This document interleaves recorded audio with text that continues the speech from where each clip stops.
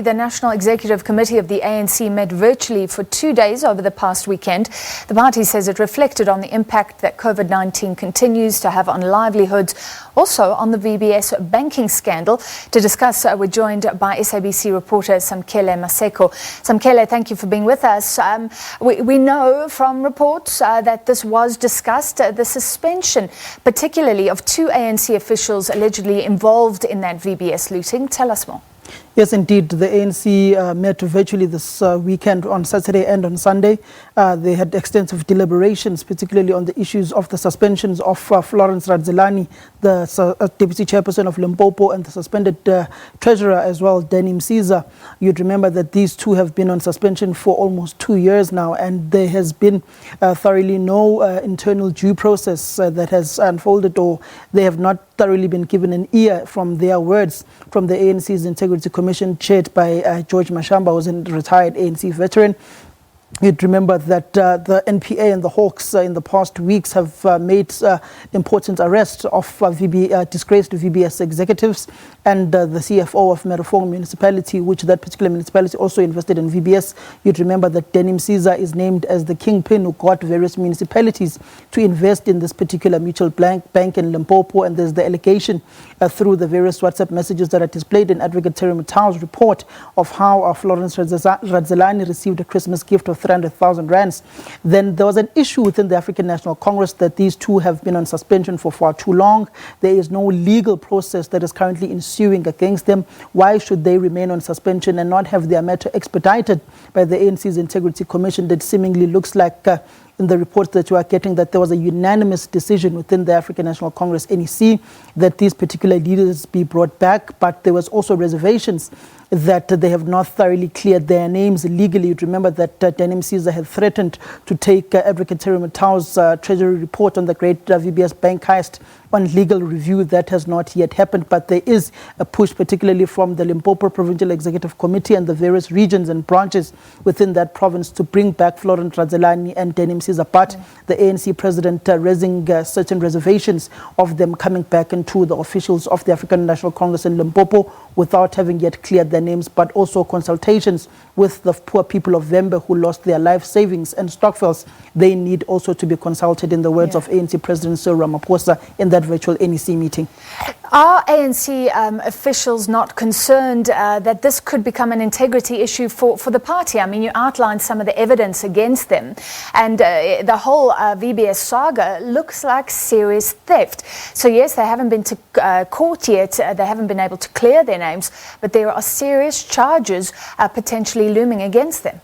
Indeed, these are some of the various matters that we're hearing that were raised by the likes of Pinky Kekana, who's an ANC NEC member, the likes of Joel Nachitenze, Aaron Mutwaledi, the provincial secretary of the ANC in Limpopo, Soviet Lechanyane, in that particular meeting, that these are damning allegations. And to remember that the ANC has a conference resolution that any leader of the party who is fingered or alleged to be in any nefarious means of having their hands dirty or having their hands in the cookie jar of fraud, corruption, money laundering, or any form of malfeasance, just to name but a few, that leader has a responsibility and onus amongst themselves to step aside and clear their names. In this instance, this was done when the ANC NEC chose and spoke to Florence Radzelani and Danny Msiza and made a recommendation to them to step aside after the ANC's Integrity Commission, chaired by George Mashamba, stepped in and said that they must step aside. This was followed through.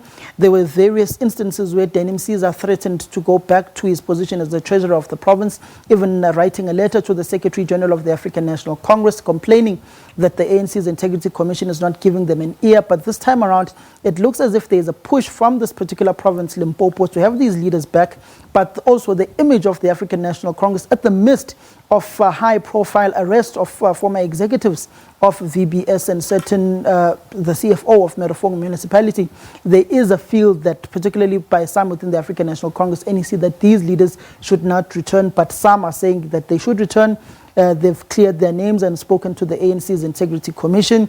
It's not yet clear whether the Integrity Commission of the ANC found them guilty or not guilty, but they've not also been through a thorough legal process, which also brings about the question is why is Denim Caesar and Florence Radzelani, the one who are alleged to be corrupt and defrauded VBS, only the ones who are stepping aside from the positions of responsibility, but yet in KwaZulu-Natal, you've got their deputy chairperson, Michael Mabuyakulu, who's also going through a fraud case in the Pietermaritzburg High Court linked to the likes of businessman Mabeleni, whom has not yet stepped aside in that particular position or responsibility of his within the African National Congress, despite him not wanting to go to the National Assembly or through the provincial legislature of KwaZulu-Natal with a cloud hanging over his head. So it's pretty much people saying that the ANC is having a double speak here and not, they're applying the rules of the African National Congress and showing favoritism and not having a proper process for everybody.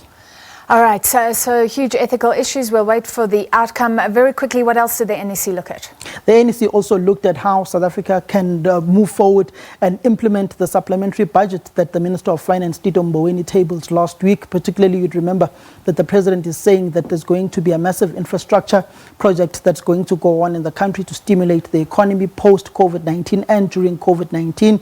So we'd be expecting the chair of the ANC's Economic Transformation Subcommittee, Enoch Godongwane, to speak extensively of some of the economic measures that the governing party can put into government to stimulate the economy and to create the much needed jobs that are there. You've been seeing the jobs bloodbath that is currently there. You've also had the Secretary General of the African National Congress speaking on state-owned enterprises and that how they should not be retrenching, speaking specifically to issues plaguing the public broadcaster, the SABC, the South African Airways and SA Express, which are some of the state-owned enterprises that are retrenching workers, saying that that should not be the place.